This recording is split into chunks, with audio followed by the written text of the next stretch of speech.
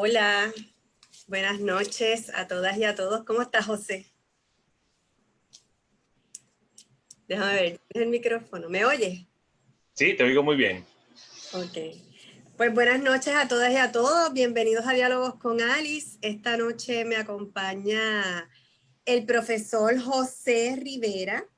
Y José es catedrático de la Facultad de Estudios Humanísticos y Sociales en la Universidad del Sagrado Corazón. Y además de eso es comentarista de medios, ¿verdad? Tiene su propio podcast de política. Ha hecho muchas cosas dentro de la política y por eso está hoy aquí, porque el tema que vamos a estar dialogando es política en arroz y habichuela, porque lo vamos a hacer de una manera que usted lo entienda. Estamos en un proceso histórico en Puerto Rico, ¿verdad? Tenemos varios partidos políticos, quizás antes no se habían visto tanto candidato a la política, pero en adición a eso, estamos en un proceso donde hemos estado en recesión económica mucho tiempo, hemos visto muchas historias de corrupción y hemos visto cómo los servicios públicos se han visto limitados de diferentes formas y muchos escándalos dentro del área política. Así que las personas tienen que escoger a sus candidatos de otras maneras. Hasta hoy, ¿verdad? Hasta este momento, usted votaba de una manera. Y resulta que esa forma parece que no funciona, si usted lo evalúa. Así que si no funcionan las cosas, uno las cambia, pero tiene que aprender a hacerlo y saber por qué hay que educarse. Y para eso José va a estar hoy, nos va a educar a todos. Va a empezar hablando, ¿verdad? Definiendo lo que es política, porque somos entes políticos, y cuál es la importancia de que a pesar de que usted esté harto, como yo oigo por ahí en la calle de la política, tenemos que involucrarnos, porque la realidad es que la única manera de cambiar lo que tenemos, mejorar el país, es que nosotros tengamos, ¿verdad? Ejerzamos nuestro derecho al voto y ese derecho lo hagamos informadamente, conscientemente, dirigido a meta, y para eso usted tiene que educarse. Así que sin más preámbulo voy a dejar a José. Hola, buenas noches. Bueno, ¿por dónde empezamos? La definición de política es compleja y podría empezar como hago con mis estudiantes. La política tiene que ver con el ejercicio del poder y las consecuencias humanas de ese ejercicio del poder. La razón por la cual estamos en bancarrota tiene que ver porque nuestros políticos decidieron tomar prestados sin evidentes fuentes de repago y nosotros dimos, por lo menos tácitamente, nuestro consentimiento sin tomar en cuenta qué consecuencias traería eso. La falta de desenvolvimiento es lo que entonces crea esta dinámica perversa en la que nos encontramos hoy día con los partidos mayoritarios. Pero la política también tiene que ver con la gestión y manutención del balance precario. Es decir, esa instancia del poder que podemos llamar Estado, gobierno, tiene que velar por este sube y baja, que es lo que yo llamo el balance precario, de la incapacidad de satisfacer a todo el mundo todo el tiempo, de administrar los recursos limitados ante comunidades sociohumanas que tienen apetencias ilimitadas. ¿Verdad? Hay gente que no le gusta la redistribución, pero la pobreza es un mal social que hay que trabajar, que hay que abordar. Pues obviamente la redistribución de la riqueza es importante, y eso pues ciertas ortodoxias ideológicas no lo permiten. Pero balance precario tiene que ver también con el hecho de que hay momentos de gran crecimiento económico y momentos en que simple y llanamente nuestra economía, nuestro país cae en crisis y cómo el Estado lo aborda. Finalmente, la política tiene que ver con las maneras en cómo nosotros, usted y yo, hombre, mujer, en transición o indefinido, consciente la manera en cómo aquellos que ejercen el poder lo hacen y cómo organizan nuestra comunidad política, nuestra comunidad, nuestra sociedad, y cómo organizan la labor productiva o la economía. Y así sucesivamente. O sea, el ejercicio del poder tiene que ver con eso, con las maneras en cómo en la jurisdicción de nuestro territorio, llámese Puerto Rico, llámese Cuba, llámese Canadá, llámese Gran Bretaña, llámese Francia, se organiza la manera en que nosotros vivimos en común, o como decimos, nuestra vida en común. Y eso es la política. Y obviamente mientras más envueltos estemos, pues mucho mejor es. Sobre todo cuando ante la perversión de la democracia representativa hemos puesto personas en el poder que no necesariamente velan por nuestros mejores intereses y sin embargo nosotros como ciudadanos, ciudadanas o ciudadanos nos olvidamos de ello y abdicamos cada 8 años. Digo, cada 4 años. Uy, gracias a Dios que no es 8 años. Sí, no, qué bueno. Pero estas personas que piensan que pues no voy a votar porque es más de lo mismo. Esto que tú estás diciendo, ¿verdad? ¿Cómo nos afecta? ¿Verdad? Porque obviamente si estas personas que se escogen, quienes vayan a ejercer su derecho, ¿verdad? Son los que van a escogen mal, entonces sí se convierte en 8 años, lo extiende. Claro.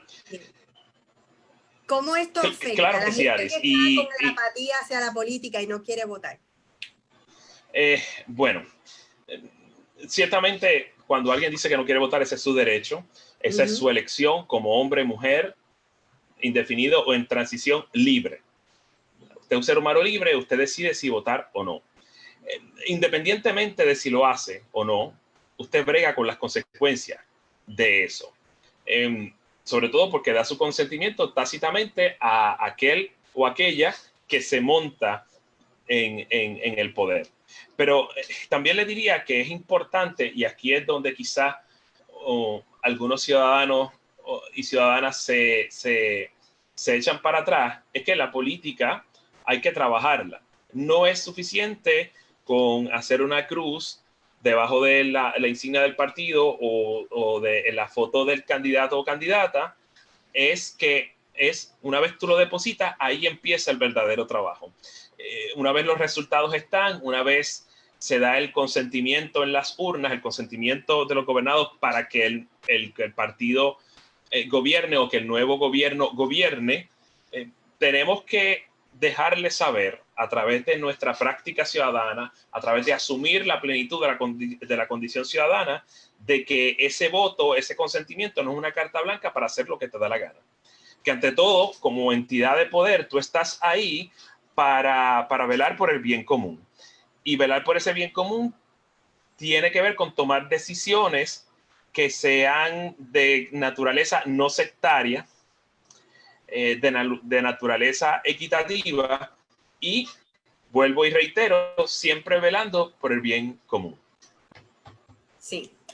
Y las personas, como tú dices, tenemos una responsabilidad hacia quienes nosotros escogimos o la mayoría escogió, ¿verdad? En cuanto al trabajo que esas personas hacen. A veces lo que vemos es que se levantan las banderas rojas cuando ya vemos que es inminente. Es como cuando el Titanic se va a hundir, pues cuando es inminente, ahí levantamos la bandera roja, pero ciertamente cuestiones que llevan tiempo pasando y le hemos pasado la mano. Ayer yo hice un live como este porque estuve visitando unas escuelas y le dije a las personas que cuando hay corrupción, ¿verdad? ¿Qué es lo? Nosotros nos afectamos con la corrupción. No es que el político hizo el acto con este ente privado o con esta persona y se llevó tanta cantidad de dinero. Es que ese dinero no llegó a donde tenía que llegar o no se distribuyó. Exacto. Esa distribución no estuvo hecha en conformidad como tenía que ser. Así que hay servicios que no llegan a las personas. Y di el ejemplo de las computadoras o de las escuelas que nunca están listas en agosto. Mire, posiblemente no están porque esos fondos se usaron de otra forma. Y eso puede pasar en cualquier agencia. Eso es un ejemplo, ¿verdad? Pero podría pasar en cualquier agencia donde no se está dando el servicio que se tiene que dar porque la corrupción, parte de lo que pasa es eso, que lo que hace es que crea carencias en la población de esos servicios. Y hablando de corrupción, pues tenemos un caso reciente que podemos entonces quizás analizar rapidito, que es el caso de María Milagros Charbonnier. Así que, ¿qué tú nos tienes que decir sobre eso? Eh, no hay mucho que decir sobre eso. Generalmente, cuando alguien como María Milagros Charbonnier se posiciona de la manera en que se posiciona, con la soberbia en que lo hace, emitiendo un discurso exclusivo, excluyente, lleno de odio, mientras en su mano derecha porta la cruz y se proyecta como la más cristiana, como la más santurrona, como decimos en la Barrera Figueroa de Santurce. De pronto, cuando los ves, o sea, no, el manto de santidad se les cae ante el hecho de que son humanos, ante el hecho de que, habiendo tenido acceso al poder, se aprovechan del mismo a través de esquemas que lo que hacen es precisamente desviar fondos y fondos federales para beneficio propio y no para hacerlos llegar a donde tienen que llegar, que es en la forma de servicio a la ciudadanía. Y de pronto se te derrumba todo el esquema de valores que tú le atribuyes a esa persona. Es lamentable, pero o sea, antes de la caída, como dice el proverbio, antes de la caída, la soberbia. Y así fue. La pretensión de imponer la teocracia desde arriba, la, la disposición de excluir a aquellos y aquellas que deciden amar a su manera, la, la, la, la manera en cómo simple y sencillamente descartamos a aquellos que no piensen con nosotros, cae ante el hecho de que esta persona, María Milagros Charbonnier, es mucho más humana de lo que creíamos. Lo triste quizás en ese sentido es como algunas personas simple y llanamente salen a apoyarlas porque no pueden ver más allá del hecho de que esta persona faltó a la confianza pública, faltó a su juramento como representante, pero definitivamente faltó a todos sus principios y valores cristianos que ella dice predicar, porque evidentemente Jesús de Nazaret nunca hubiese hecho eso. Mira, me resulta interesante porque yo siempre me he cuestionado, y lo de cierta manera, en que nosotros creamos falsamente un perfil de lo que debe ser un político y lo que tiene que ser políticamente correcto, y quizás eso deshumaniza a la persona que entra al ruedo político. Porque la realidad es que ahí no hay nadie perfecto. Y a veces yo leo la prensa y yo digo, pero ¿qué tipo de persona es la que quieren ahí? ¿Verdad? Porque todo el mundo somos seres humanos, ¿no? Cometemos errores. O sea, si usted llegó a la edad que tiene, algún error ha cometido. Entonces, no entiendo qué realmente es lo que pretendemos hacer con eso, porque a la larga se nos cae el monstruo encima, porque no tiene una cosa que ver con la otra. Yo pienso que el crear esas falsas imágenes o estereotipos, ¿verdad? Sobre ellos también traen unas falsas expectativas. Es como que tú no te puedes equivocar o tú lo tienes que saber todo. De todos los temas tienes que dominarlo todo. Y no puedes coger malas decisiones. Y de cierta manera estás deshumanizando ¿verdad? A la persona. No estoy justificando lo que está pasando, que conste. Lo que estoy diciendo es que como pueblo quizás hacemos la evaluación errada, porque yo creo que lo que hay que mirar son las propuestas de esas personas, ¿verdad? Su bagaje académico, y no significa que todo el que tiene un doctorado es el que va a estar allí, porque yo puedo también tener una muy buena líder comunitaria dentro de la legislatura y puede hacer un magnífico trabajo, que a lo mejor no ha tenido más estudios que un cuarto año, que es lo que se pide aquí para tú poder llegar a tener un puesto dentro de la legislatura, sino es ver ese bagaje, ¿verdad?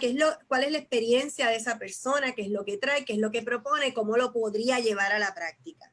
Yo pienso que eso es lo que tenemos entonces que mirar, porque crear esas imágenes nos crean falsas expectativas y obviamente se nos cae encima la imagen porque estamos creando algo que no existe. Sí, absolutamente. Y primero que todo, como bien dices, no, toda la educación del mundo no te da sentido común y no te da perspectiva alrededor de las cosas que hay que hacer. Y evidentemente, sobre todo en la legislatura, a la que tú y otros miembros de Victoria Ciudadana están aspirando para tratar de limpiar la Casa de las Leyes, se trata precisamente de converger distintos puntos de vista, gestionar proyectos, llegar a un compromiso trabajable que permita legislar bien o revisar las leyes existentes y mejorarlas y atemperarlas con los tiempos y obviamente, como dice la Constitución también, ¿no? Aconsejar y brindar un consentimiento que permita al gobernador o la gobernadora gobernar, pero también abrir a la ciudadanía la posibilidad de que el cuerpo legislativo, en este caso Cámara y Senado, está abierto a ello, está abierto a sus sugerencias y que el pueblo y la ciudadanía en general les digan, mira, esta dirección que ustedes están tomando tal vez no es la equivocada, tal vez es la equivocada, quizás haya que hacer un ajuste sobre la marcha y encaminarnos hacia eso. Se trata precisamente de crear el suficiente consenso para decir hacia dónde nos dirigimos, hacia dónde se dirige la educación de este país, hacia dónde se dirige el desarrollo económico y humano de este país. Tal vez deberíamos crear desarrollo económico en todas las regiones de Puerto Rico, no solamente en San Juan, en el norte. Yo me acuerdo cuando Arecibo era una ciudad grande, próspera, que tiene un puerto, Mayagüez también, Ponce también, y obviamente Humacao. O sea, norte, sur, este, oeste y obviamente centro, la montaña. Y que ese desarrollo económico no necesariamente quiera decir que tengamos que pagar un precio bien alto en nuestro ecosistema. Es posible el desarrollo y el crecimiento sostenible o sustentable, pero también el desarrollo y obviamente el crecimiento restaurativo. Tenemos que restaurar aquellas partes de la isla a la que le hemos hecho daño y pues quizás quitar la ceniza. Y tal vez en ese afán de mover las fuerzas productivas en Puerto Rico debemos crear un sistema de transporte colectivo que conecte los pueblos, las urbanizaciones, la campiña, ¿verdad? Las áreas rurales con los principales centros humanos. Nuevamente, no solo San Juan, existe Arecibo, existe Mayagüez, existe Ponce, existe Humacao, existe Caguas. Y existe, obviamente, las ciudades alrededor de San Juan, Guaynabo, Carolina, Aguadilla,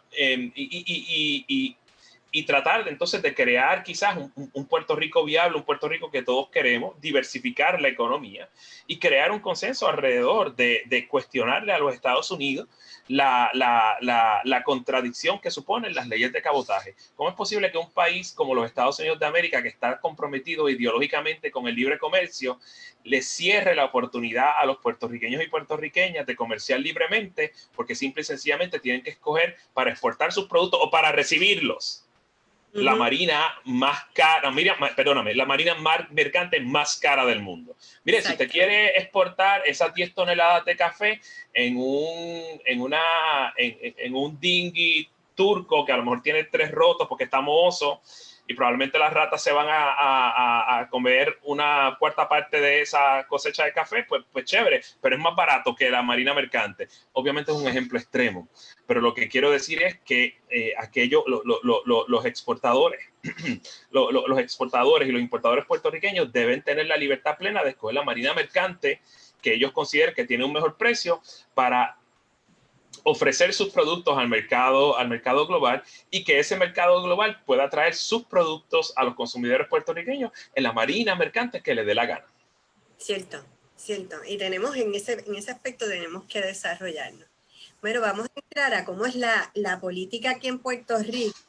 Y vamos a empezar con las primarias, porque es lo que acabamos de pasar. Pero la gente tiene que saber que para los partidos tienen diferentes medios para escoger a sus candidatos. Las primarias es uno de ellos, pero no es el único. Porque en el caso del movimiento se escogió a través de asamblea, ¿verdad? Y votaciones, pero no le cuesta un chavo al pueblo.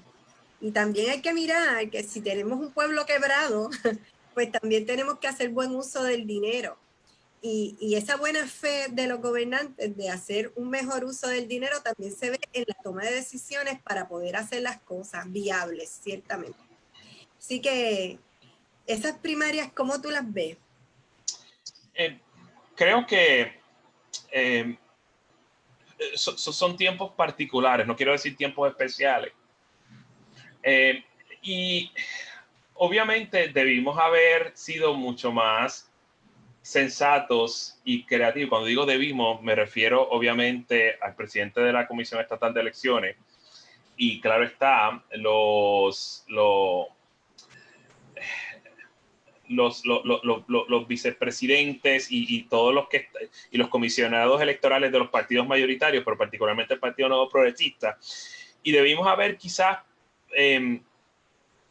simple y sencillamente articulado un plan, una logística que incorporara retrasos en la repartición de papeletas, porque quizás no todo el mundo está disponible, o sea, porque no hay camioneros suficientes o porque la gente está teniendo extra cuidado, precisamente porque están tratando de evitar el contagio. Eso no se hizo. También debimos haber, o ellos debieron haber enfatizado a sus empleados que en vez de estar haciendo proselitismo, debieron haberse ocupado de su deber fiduciario, que era precisamente asegurar que un proceso de votación primarista se diera sin muchos problemas para que la gente se pudiera expresar en ese proceso interno, cosa de que no se tuviera que pausar cuestionando en ese sentido la limpieza y la legitimidad del proceso y asegurándose que aquel elector o electora que quisiera votar en ese día, votara ese día. Tal vez debimos haber repartido las papeletas semanas antes, poner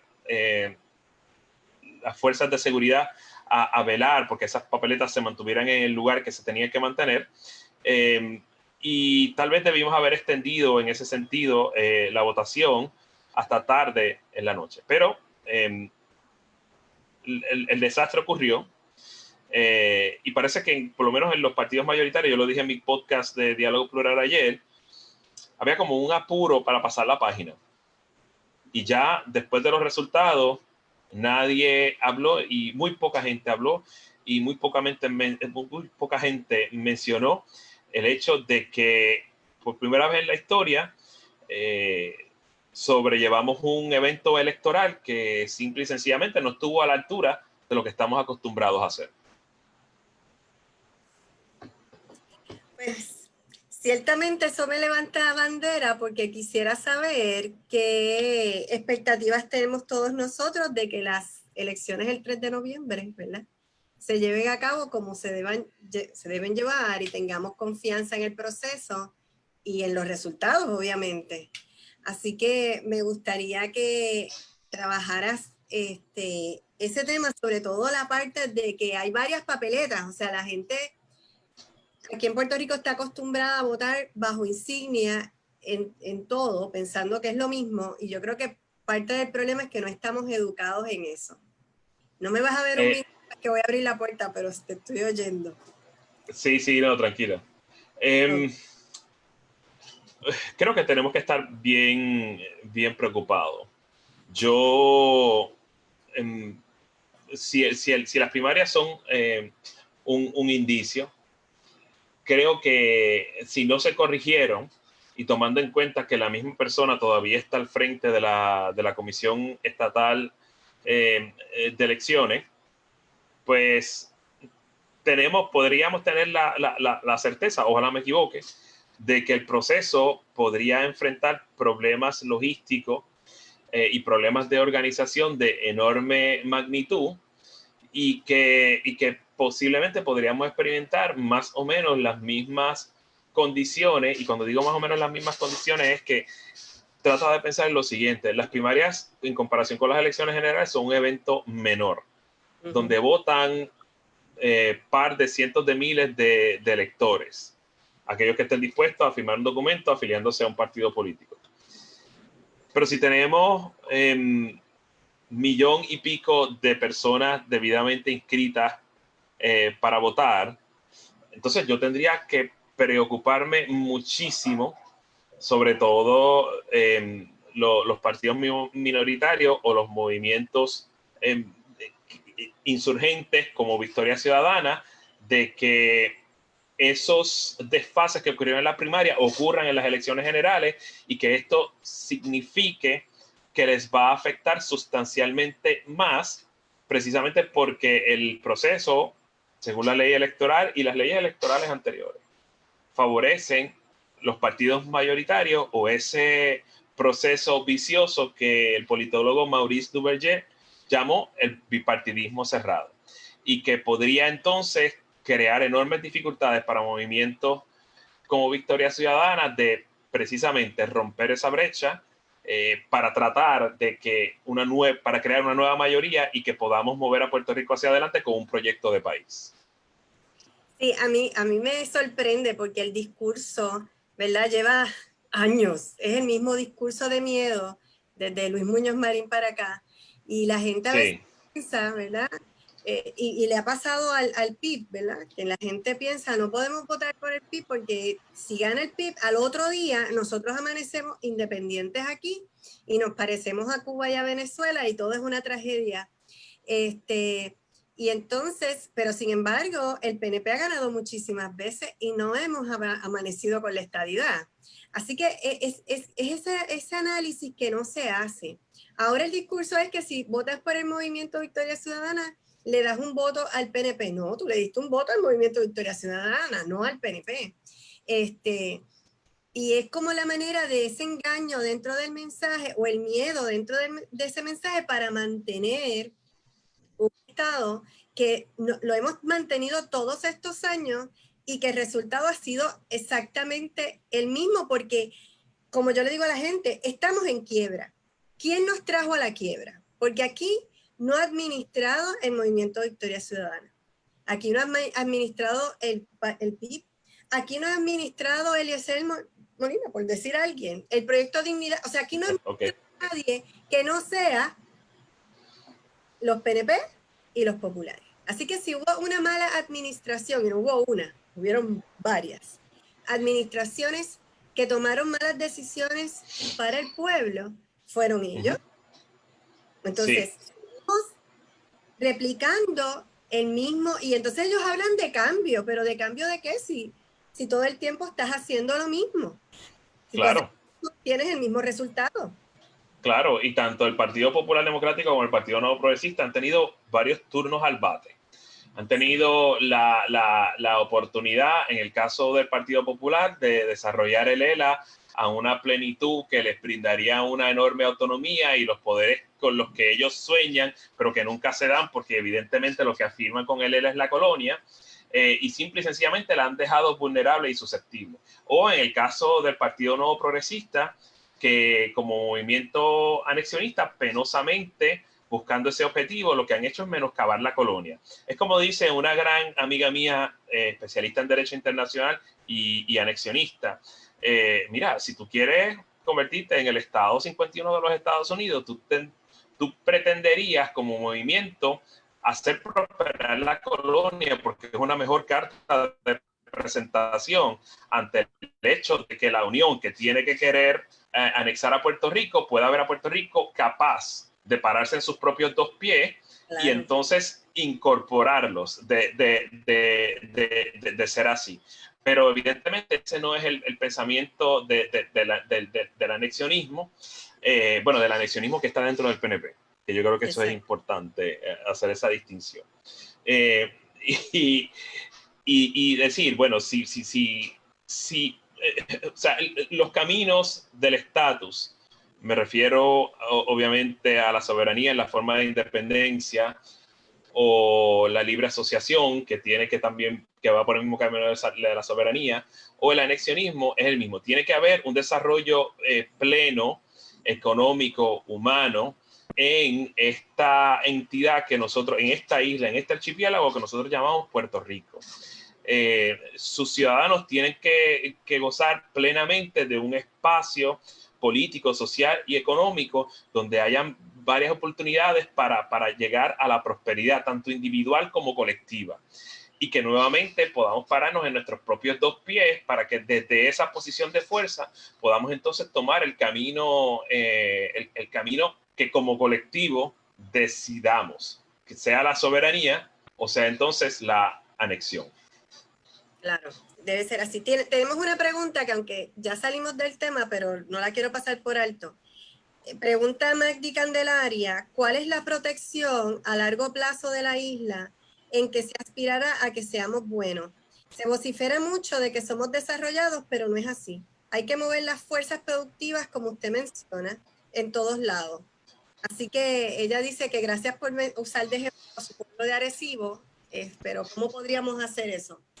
Sí, bueno, buenos somos siempre, buenos hemos sido todos. Aquí hay personas trabajadoras, personas asalariadas, hombres y mujeres, indefinidos en transición, que se levantan todos los días y madrugan y con mucho sacrificio se desplazan hacia sus áreas de trabajo y contribuyen a la economía y aportan a la misma en calidad de consumidores y en calidad de contribuyentes.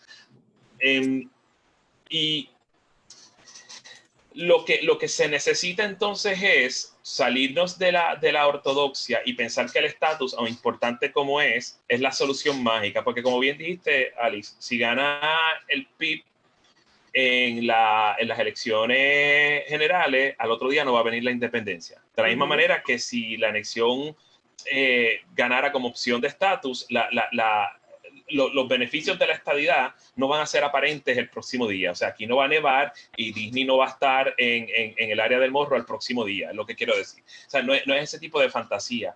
El Puerto Rico que queremos hay que trabajarlo. Y se trabaja todos los días. Nuevamente hay muchas personas, ciudadanos, trabajadores, asalariados, puertorriqueños y puertorriqueñas todos, que trabajan todos los días y que aportan.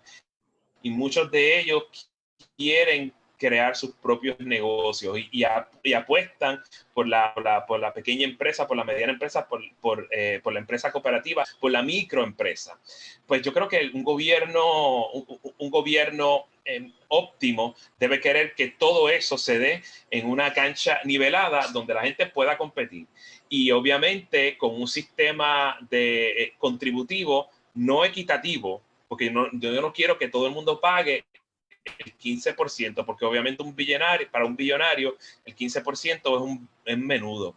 Yo quiero que los ricos, en virtud de que se beneficiaron del sistema económico existente y del contrato social, es decir, el marco jurídico legal y el andamiaje económico que está presente, pues que ellos, en virtud de su prosperidad, en virtud de sus riquezas grandes, paguen más, porque se han beneficiado más del sistema. Y que, por ejemplo, una microempresa pues pague una cantidad de acuerdo a sus ingresos, pero que esa cantidad no destruya su andamiaje como microempresa. Porque nuevamente, si tú le pides a los billonarios de las leyes 20 y 22 que paguen solamente un 4% de impuestos billonarios, vamos, señores, me parece absurdo. Si tú pagas un 25, un 30% y eres un billonario, pues al final del día sigues siendo asquerosamente rico.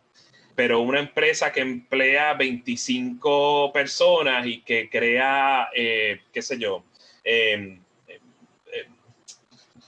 fabrica vasos y platos de cristal para distribuirlos en el mercado puertorriqueño, o empresas agrícolas que se han unido en una dinámica cooperativa y traen alimentos para consumo a distintas casas puertorriqueñas, pues esas personas proporcionalmente deberían pagar menos, precisamente porque si se les permite tener más dinero, lo reinvierten en su economía y entonces la empresa crece y crece empleado y crece su empleomanía, y probablemente eso es lo que nosotros queremos y aspiramos como puertorriqueños. Bueno, y se crear una economía que permita eso. Se reinvierte la economía aquí.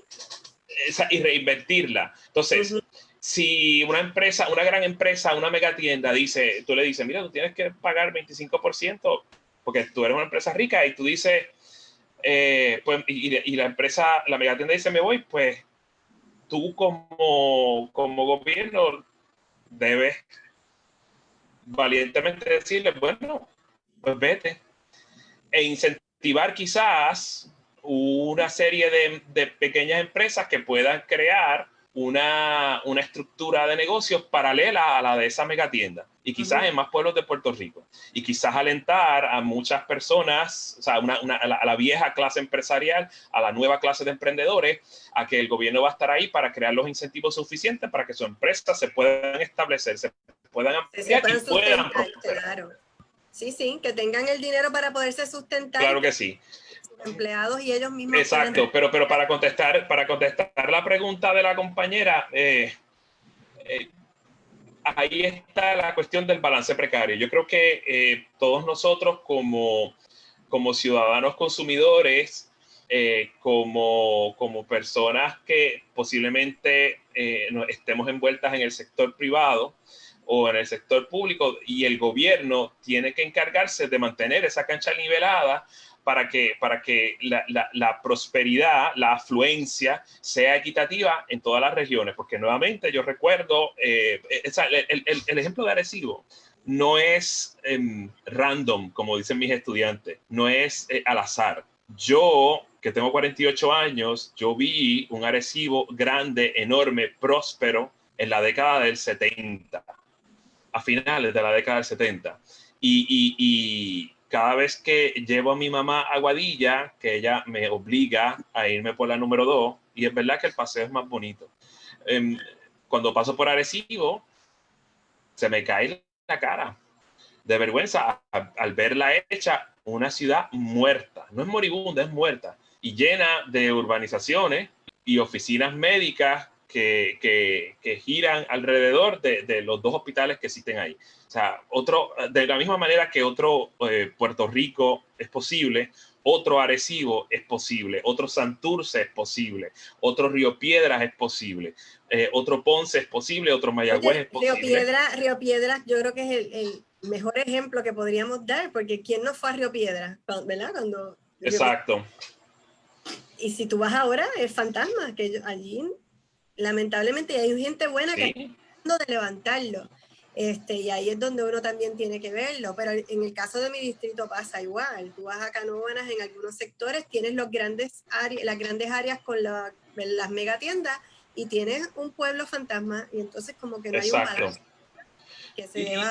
Y entonces es interesante porque con las nuevas restricciones, tú no puedes ir a la playa, que es un espacio abierto, pero puedes ir a los centros comerciales o a Plaza Las Américas. Y entonces yo me imagino una corporación como no voy a mencionar el nombre, pero sabemos que tiene el monopolio de la distribución de películas en teatros de cine aquí en Puerto Rico.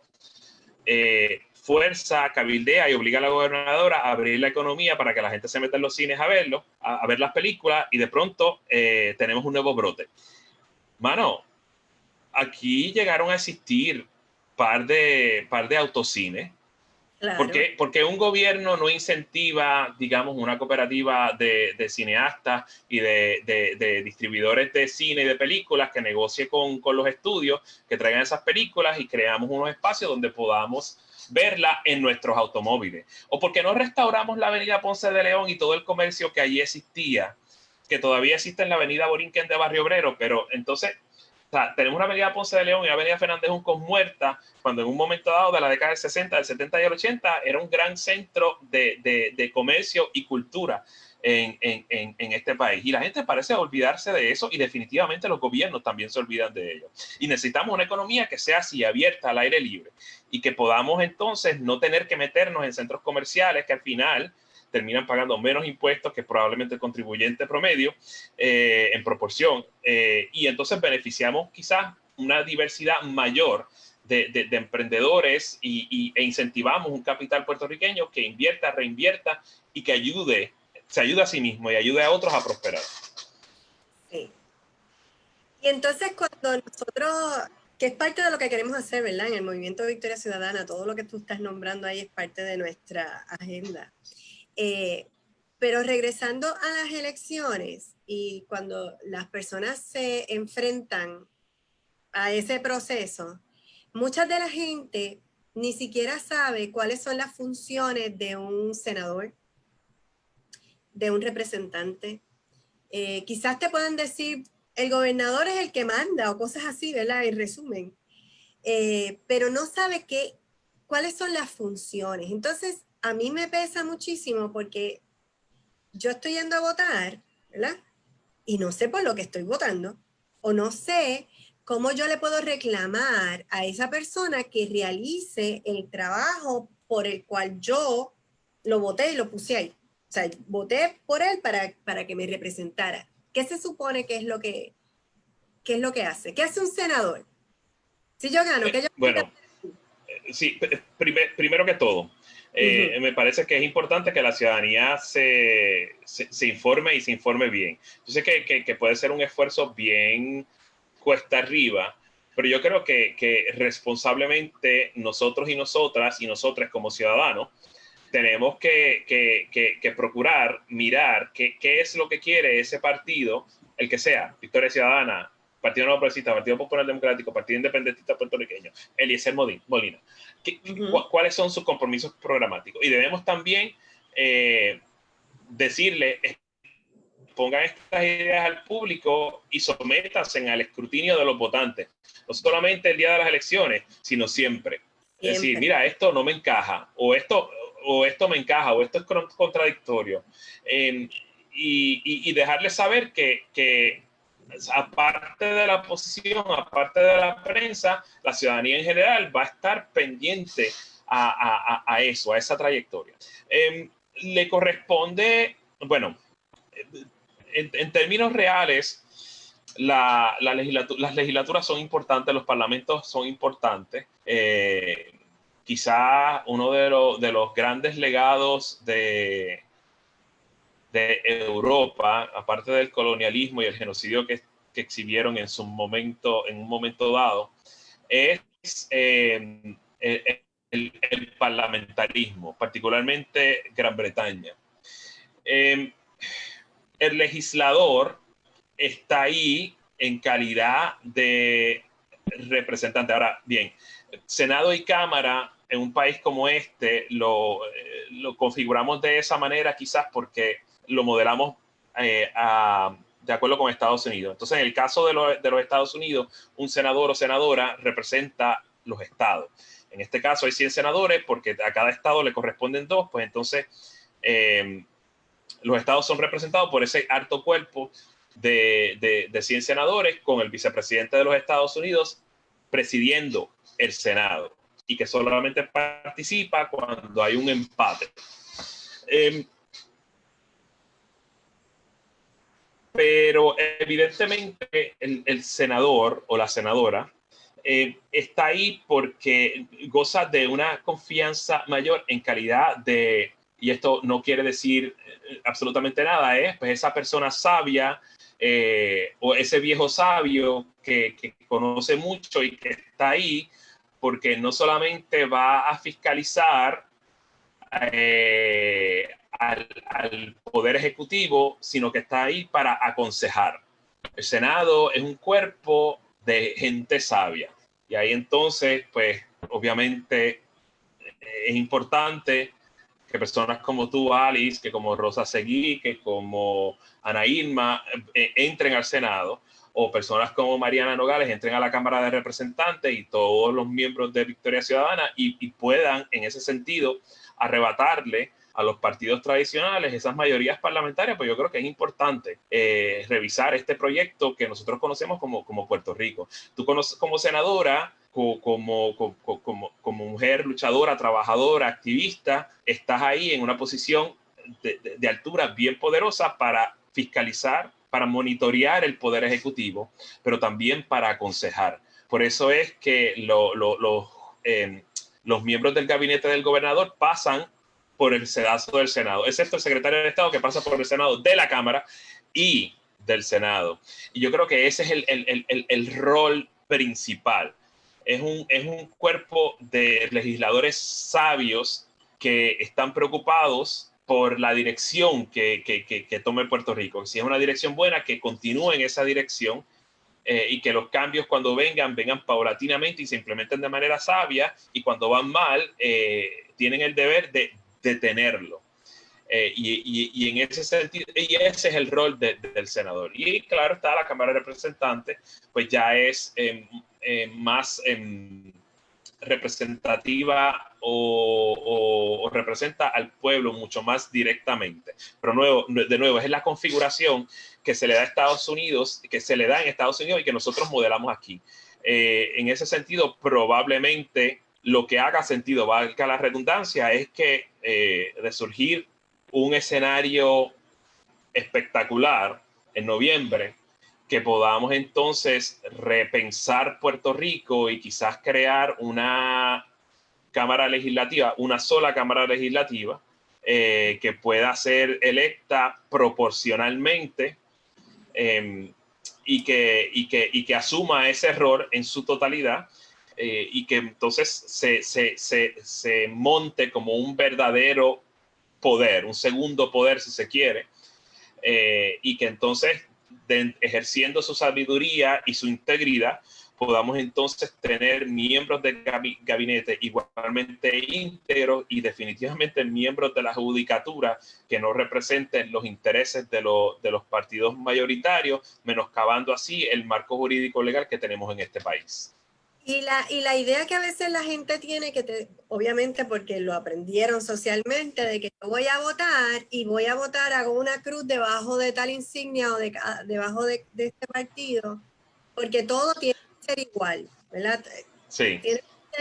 Si el gobernador es de ese partido, la legislatura tiene que ser de ese partido, todo tiene que ser del mismo partido, porque lo que a veces no vemos es que siendo tan uniforme trae problemas, ¿verdad? Porque entonces estamos poniendo al conejo a las lechugas y no tenemos un ojo, ¿verdad? Avisor, o varios diferentes que puedan estarse entre ellos mismos fiscalizando y monitoreando. Sí, absolutamente. Yo creo que aquí a los partidos emergentes como Victoria Ciudadana tienen que, o sea, es cuesta arriba. ¿Cómo tú convences a una persona que lleva toda una vida rajando la palma o rajando la pava de que quizás votar de manera alternativa brindaría entonces un poco de sanidad, equidad y balance necesario en el gobierno de Puerto Rico, y que un partido de gobierno arbitrariamente ejerza el poder como le da la gana? Porque ya lo vimos, ¿no? Si la pregunta me la estás haciendo a mí, es bien fácil. O sea, si tú tienes un partido en todo, que es el mismo, es uniforme, vienen con esa plataforma y lo que hacen es planchar sus ideas, que no necesariamente tienen que ser las que beneficien al país, sino son las ideas que ellos conciben, sea para beneficio de alguien, de un grupo, ¿verdad? O del país, ¿verdad? Pero no necesariamente es para el beneficio del país. Si yo tengo una legislatura de colores, como le llamo yo, ¿verdad? Donde una variedad, no una supermayoría ni nada de eso,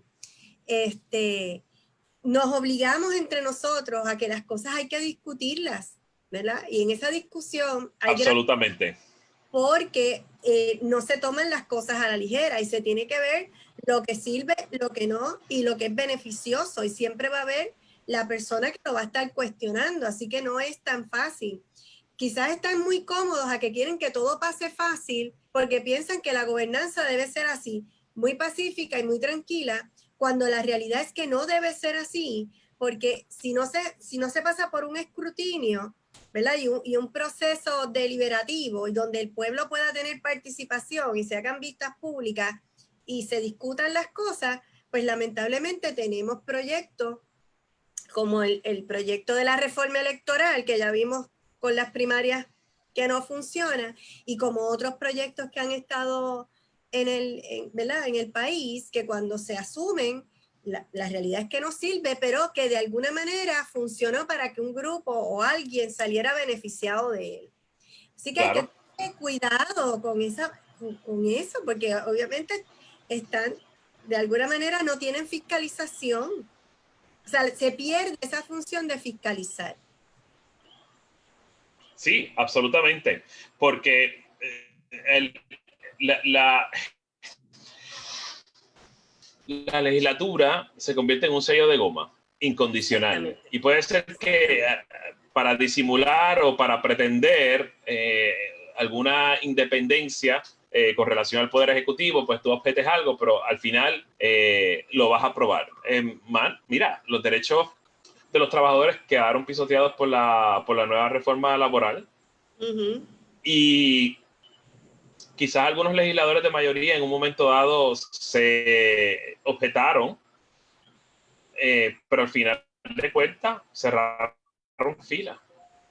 Entonces, ¿dónde está la independencia de criterio de aquella persona que fue electa y que tiene una cantidad de principios? Mira, los sindicatos obreros me apoyaron y pues debería hablar a nombre de ellos. Y al final del día debo ser consistente con mis principios, y si no puedo votar y si no puedo convencerlos de que derroten la nueva reforma laboral, pues entonces por lo menos yo tengo mi conciencia limpia y voté a favor de eso. O sea, ¿dónde está esa independencia parlamentaria, esa independencia de criterio? Me parece absurdo y burdo que estas personas simple y sencillamente estén ahí para constituir una plancha incondicional a la voluntad del Ejecutivo y a la voluntad ideológica e inflexible de un partido político. Así no funciona la democracia. Pues gracias, José, porque yo creo que ese punto que acabamos de discutir es bien importante que la gente lo sepa, que a la hora de votar tiene que haber estudiado bien, ¿verdad?, los partidos en general, pero tiene también que haber estudiado esos candidatos, porque no todo lo que está debajo de la insignia que usted prefiera, ¿verdad?, funciona. Lo hemos visto todos estos años. Entra de todo. Así que para que eso no vuelva a ocurrir, usted tiene que estudiar conscientemente. Y la persona que usted elija, en este caso a la legislatura, lo representa a usted, pues verifique que en efecto esa persona vaya a representarlo a usted, que cuando toma decisiones, como tú acabas de decir allí, sean las que tomarían los representados por él y no una opinión de él personal, porque no está para eso allí. Y son cositas que quizás la gente tiene que empezar a aprender. Para eso son estas sesiones, son sesiones educativas, para no dejarnos meter miedo con discursos, ¿verdad?, que son para eso realmente, para que la gente Claro que sí. no busca otra información o no hace el estudio que tiene, lo compra y lo repite, y lamentablemente tenemos malas decisiones con respecto a eso. Así que te agradezco muchísimo tu participación aquí. Claro que sí. Pronto otra vez, porque esto hay que seguirlo hablando. Pues buenas noches. Claro que sí, el placer es todo mío, Alice, y te deseo todo lo mejor. Claro que Gracias, sí. José. Buenas noches. Buenas noches a todas y a todos. Nos vemos el miércoles que viene.